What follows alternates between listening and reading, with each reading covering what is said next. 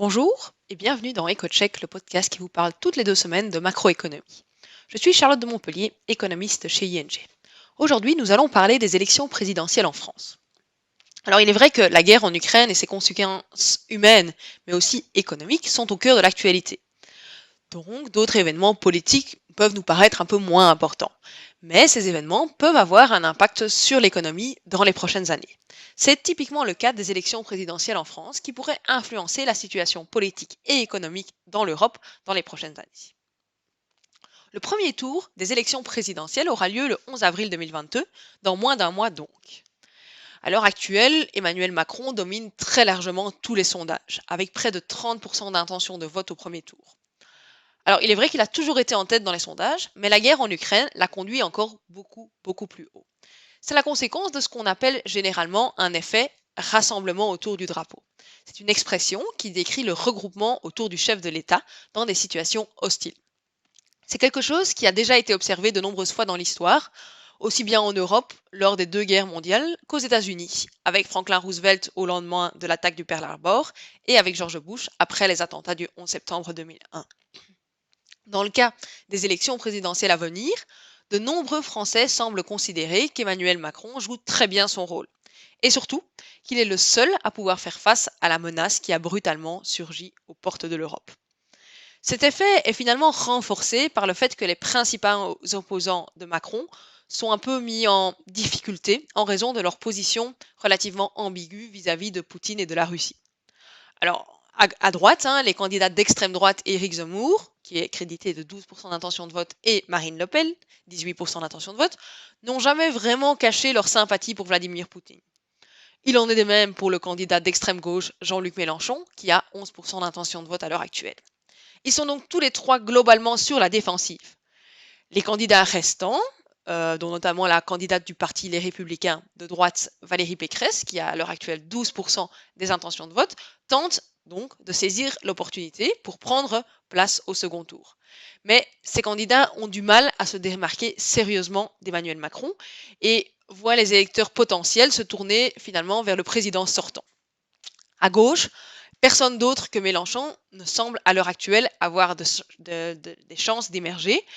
La candidate du Parti socialiste, Anne Hidalgo, est tombée extrêmement bas dans les sondages, avec 2% d'intention de voix, et elle reste difficilement audible parmi la kyrielle de candidats de gauche, notamment l'écologiste Yannick Jadot, qui a à l'heure actuelle 6% d'intention de vote. Donc au final, Emmanuel Macron a désormais 12 à 15 points d'avance sur ses opposants. Cela fait depuis 1965, tenez-vous bien, qu'une avance aussi importante n'avait plus été observée dans les sondages pour le premier tour. Tous les sondages indiquent également qu'il devrait remporter le deuxième tour, peu importe qui est son adversaire. À l'heure actuelle, on peut donc dire que la victoire lui semble promise, mais on ne peut évidemment jamais exclure une surprise qui pourrait tout chambouler.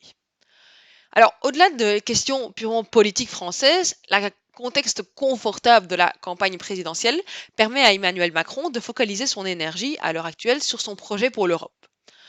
Présidence du Conseil de l'Union européenne, interlocuteur de Vladimir Poutine, organisateur du sommet de Versailles, Macron est finalement actuellement sur tous les fronts. Il voit la situation actuelle comme l'occasion de mettre la France au cœur du jeu européen, de passer pour un leader auprès de l'Europe, après le départ d'Angela Merkel, qui a finalement laissé un peu un vide de ce point de vue-là. Il espère faire avancer les idées françaises au niveau européen. Alors, parmi tous les candidats à la présidentielle, il est clair que Emmanuel Macron semble, à l'heure actuelle de nouveau, être le plus pro-européen. Ses ambitions pour l'Europe sont grandes, comme il l'expliquait déjà dans une carte blanche qu'il a écrite avec Mario Draghi au mois de décembre. Il vise plus d'investissements, notamment dans la recherche, dans les infrastructures, la numérisation et évidemment la défense. Ce qui implique finalement une politique budgétaire accommodante au niveau européen, pour les États, mais aussi au niveau supranational, au niveau européen. Il veut donc une réforme du cadre budgétaire pour qu'il donne plus de possibilités aux investissements des États, mais il veut aussi avancer davantage vers des politiques budgétaires implémentées au niveau de l'Union européenne, notamment via de la dette commune, à l'image un peu de ce qui a été fait pendant la pandémie avec le plan européen de relance. Il envisage donc un vrai changement de paradigme et une réforme du fameux pacte de stabilité. Bien entendu, même s'il devait être réélu, il n'est pas sûr qu'Emmanuel Macron puisse aller aussi loin qu'il le souhaite à l'heure actuelle dans ses ambitions pour l'Europe. Il risque d'être confronté aux contestations de certains États, moins emballés par ses idées, notamment les Pays-Bas, mais aussi l'Allemagne. Il conviendra donc, finalement, de juger dans 5 ans si l'ambition européenne de Macron aura permis d'engranger des réformes dans le fonctionnement de l'Union européenne. La seule chose qui semble plus ou moins certaine à ce stade, c'est que Emmanuel Macron est le candidat à la présidentielle française qui a le plus de chances de faire avancer le projet européen. Sa réélection serait donc considérée comme un signal positif pour l'Europe, mais à ce stade, cela reste un signal et l'impact économique devra être évalué un peu plus tard.